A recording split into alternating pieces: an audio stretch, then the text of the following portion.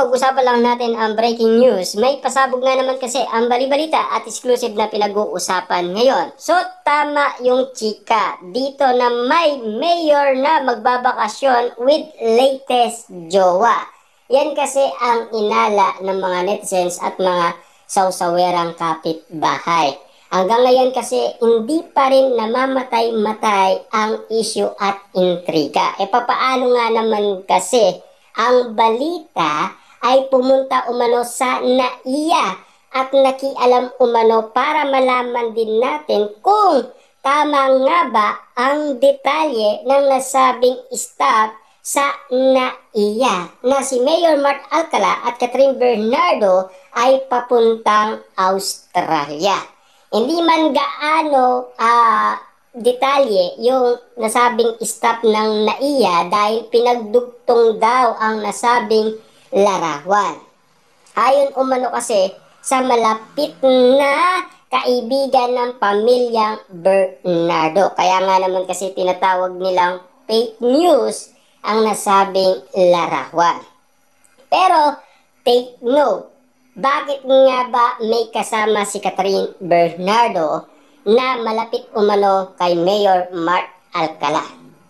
Ibig sabihin, doon pa lang ay alam na natin na si Mayor Mart Alcala talaga ang kasama niya.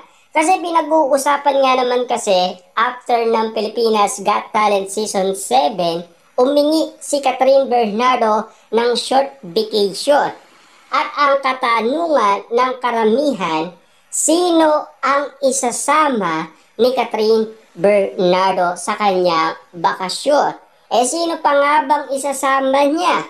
Siyempre, hindi naman pwede si Daniel Padilla. Hindi rin pwede si Alden Richard. Ang pwede umano, ang laging pinag-uusapan sa lahat ng social media platform. Walang iba kundi si Mayor Mart Alcala. Ika nga kasi ng iba, natatandaan nyo ba noong mag-iwalay umano si Mayor Mart Alcala at Mika Reyes? Nakakatawa daw. Ngayon pala, babagsak din pala si Catherine Bernardo kay Mayor Mart Alcala. Papaano nga naman kasi may issue pang karagdagan na ibinalita noon patungkol kay Trina at Mayor Mart Alcala. Kasi parang may alam daw itong si Trina kay Mayor Mart Alcala. Papaano nga naman kasi mag-best friend umano si Mika at si Trina na matalik din na kaibigan ni Catherine Bernardo si Trina. Kaso nga lang kasi ayon daw sa balibalita ni Christy Permin, ganito daw ang kondisyones ng malapit na best friend ni Catherine Bernardo na si Trina. Pumili ka sa amin dalawa. Kasi gusto niya lang mag-advise sa kanyang matalik na kaibigan na sana pakinggan siya. Kaso nga lang, kahit na anong palang gawin ni Trina, wala din. Kahit ano pang gawin ng mga Dilolo fans, wala din.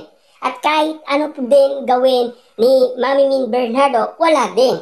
Ibig sabihin, ayaw talagang pakontrol ni Catherine Bernardo sa kanyang napili na jojowain tulad ni Mayor Mart Alcala na tinatawag na red flag daw. Papaano nga naman kasi ang daming issue na kay Mayor Mart Alcala. Ang iba, sinasabi nila maputi lang yan, hindi gaano kagwapuhan at hindi bagay kay Catherine Bernardo at lalong-lalo na kasi pinaubaya na ng mga Dilolo fans si Catherine Bernardo kay Mayor Mart Alcala. Siyempre, malaki na kasi si Catherine Bernardo. Alam niya na ang tama at mali.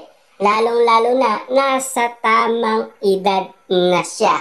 Kaya niya nang magdesisyon kung magkakamali man siya. At least, alam niya na tama ang desisyon ni Mami Min Bernardo, ni Trina, ang mga Dilolo fans, mga netizens at mga sawsawerang kapitbahay. Hindi lang talaga siya marunong makinig. Dapat kapag pinagsabihan ka na ng maraming beses, kailangan din ang opinion nila. Kasi sinusuportaan ka nila, iniingatan ka nila.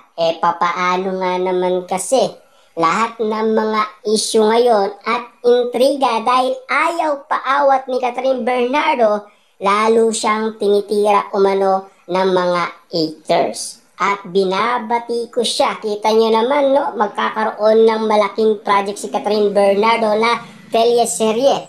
Doon pa lang ay tinitira na siya ng iba't ibang haters. Kaya nga naman kasi kapansin-pansin ni Mami Min Bernardo ang nangyayari sa kanyang anak. Grabe nga naman kasi ang mga moment na bali-balita ngayon. Dahil si Catherine Bernardo ang isasama niya pala sa kanyang bakasyon, walang iba kundi si Mayor Mark Alcala. Kung bakit nga naman kasi umingi ng short vacation. At lalong-lalo na siyempre, usap-usapan sa social media ng mga komento ng lahat ng tao. Siyempre, kakanumpa lang daw ni Mayor Mark Alcala sa pagiging mayor. Pero bakit ganito kaagad ang issue? 'Di ba? Naalam naman natin kasi public servant daw siya na dapat binabantayan niya ang kanyang bayan. Kaso nga lang kasi ganito lang ba ang pagiging mayor? Ayon kasi sa karamihan. Pero wala naman tayong choices doon. Kasi si Catherine Bernardo, maliman ang choices niya, kung ano man ang mahal niya, wala tayong magagawa doon. Ang tanging iling na lang natin kay Catherine Bernardo, sana maalin nila ang isa't isa.